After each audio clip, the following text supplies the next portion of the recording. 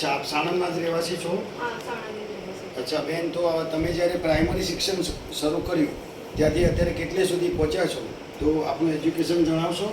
હા, મેં પ્રાઇમરી ચાલુ કર્યું ત્યારથી અત્યાર સુધીમાં માસ્ટર મેં કમ્પ્લીટ કર્યું છે, જે સોશિયલ વર્કમાં થયું છે. અને અત્યારે હું કોર્પોરેટ ઓફિસમાં HR એક્ઝિક્યુટિવની પોસ્ટ ઉપર વર્ક કરું છું. ખૂબ ખૂબ ધન્યવાદ. અને આપની પાસેથી જાણવા માંગીશ કે આજની નારી શક્તિને કયા વિષય પર શિક્ષણ લેવું જોઈએ, કઈ રીતે આગળ વધવું જોઈએ, કઈ રીતે રોજગારી મેળવવી જોઈએ શિક્ષણના માધ્યમથી, તો એ વિશે આપ શું કહેવા માંગો છો? આજની નારી શક્તિએ બેઝિકલી સ્ટાર્ટિંગ ટુ હોમ કરવું જોઈએ.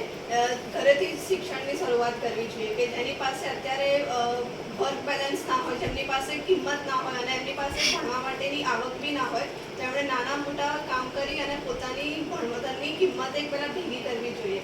અને એના સિવાય સ્લમ એરિયામાં રહેતી દીકરીઓએ પણ પ્રાથમિક શિક્ષણની જરૂરિયાત લેવી જોઈએ.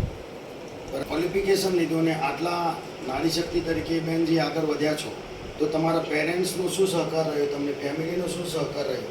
મને મારી ફેમિલીએ સ્ટાર્ટિંગ ટુ એન્ડ સુધી બહુ સપોર્ટ કર્યો છે અને હજી પણ એ લોકો મારા ભણતરની પાછળ મને સપોર્ટ કરે જ છે. મને ક્યારેય મારી ફેમિલી ના નથી પાડતી કે તું હવે ભણવાનું રોકી દે. તો એ એક મોટિવેશનલ વસ્તુ છે એક છોકરી તરીકે કે એની ફેમિલી એને હજી પણ ભણવા માટે સપોર્ટ કરે છે. બરાબર.